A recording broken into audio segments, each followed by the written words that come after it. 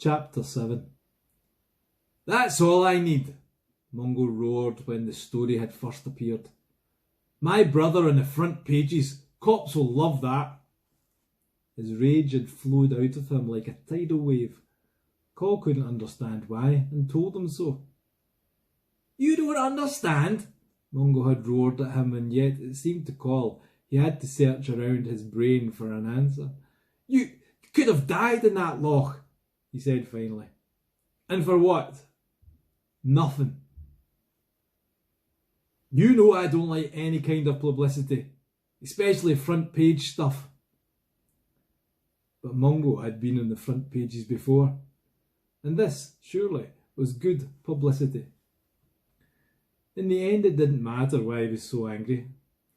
When Col left hospital 2 days later, Mungo didn't come with Mam to collect him. He's waiting for you in the house, Mam assured him as she packed Col's things into a case. We're going to have a nice family dinner. I've made your favourite, steak pie. Steak pie! That was enough to make him almost forget about Mungo. Nurse Cleo was there too, fussing around him almost as much as his mother. I'm going to miss my good-looking Col, she said, making him blush.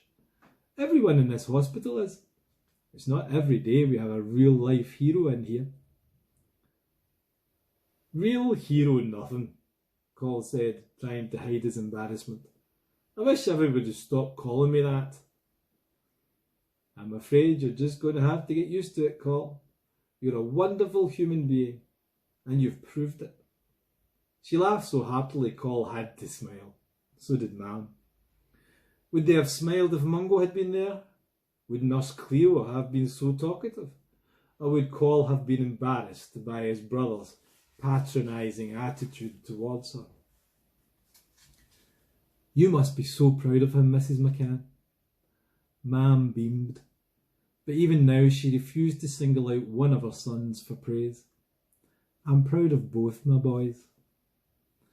The Sampsons came in to say goodbye. Dominic had been discharged the day before, but had insisted his parents bring him back to see Col.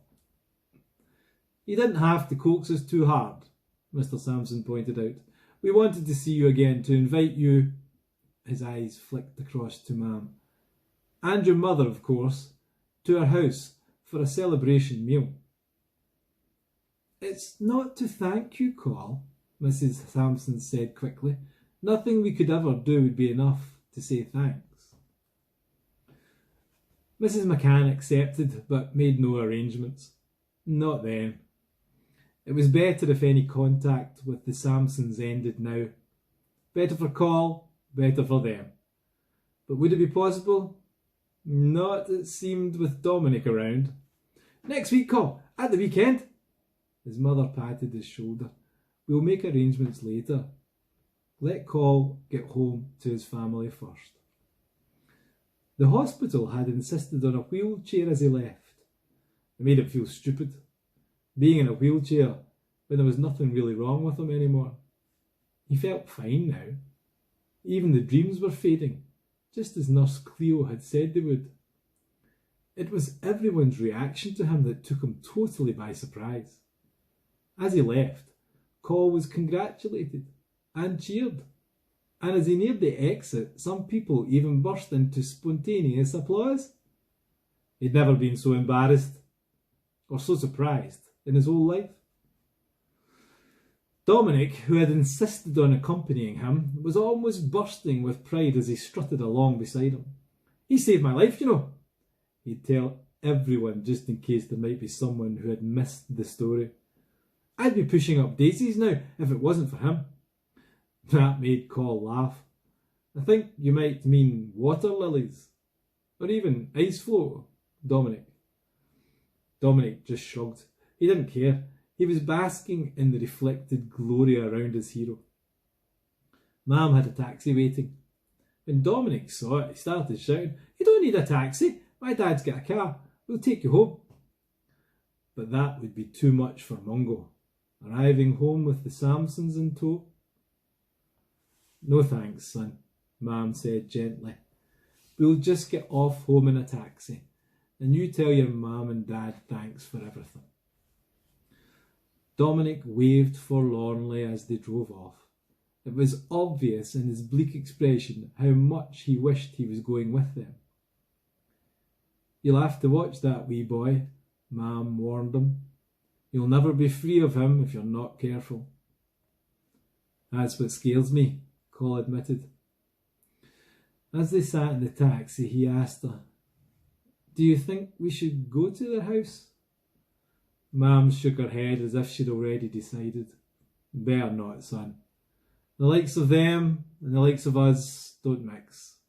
And anyway," she added, and Cole knew this was the real reason, Mungo wouldn't like it.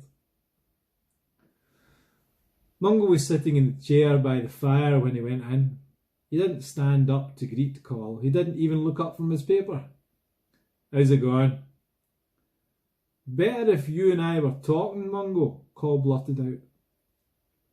Mungo looked up. For a moment his expression didn't change.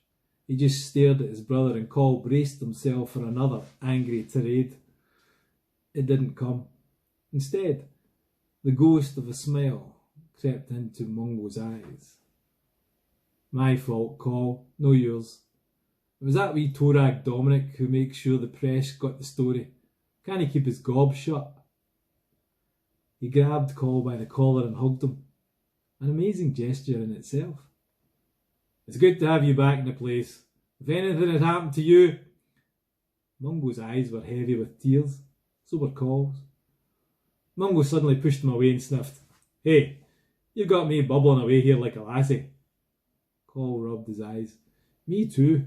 Hey look, I'm just like our mam at a soapy film." He gave a melodramatic sob to cover up his own emotions. Mungo laughed, and his mother rushed at Cole, flicking his backside with a dishcloth. "Don't you dare take the mickey out of me, my boy." She was laughing too. They were all laughing. It was great to be home. As his mother almost skipped back into the kitchen, happy her boys had made up, she called back over her shoulder. "Show Cole what you've got for him, Mungo." "You got me a present." Mungo opened the cupboard by the fireplace and took out a cardboard box. "Here." He handed the box to Cole. "You've always wanted one of these." Cole put the box on the coffee table and ripped it open. He gasped. It was a full CD unit, the latest state-of-the-art, the best he'd ever seen. He gazed at Mungo in amazement.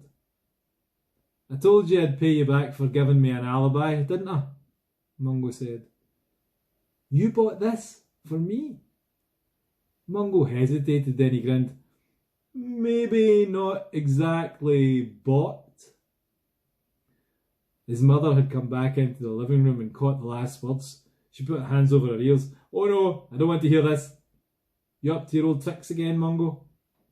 But she was laughing, as if it was only her mischievous son at it again. Cole laughed too. He didn't care where the unit had come from.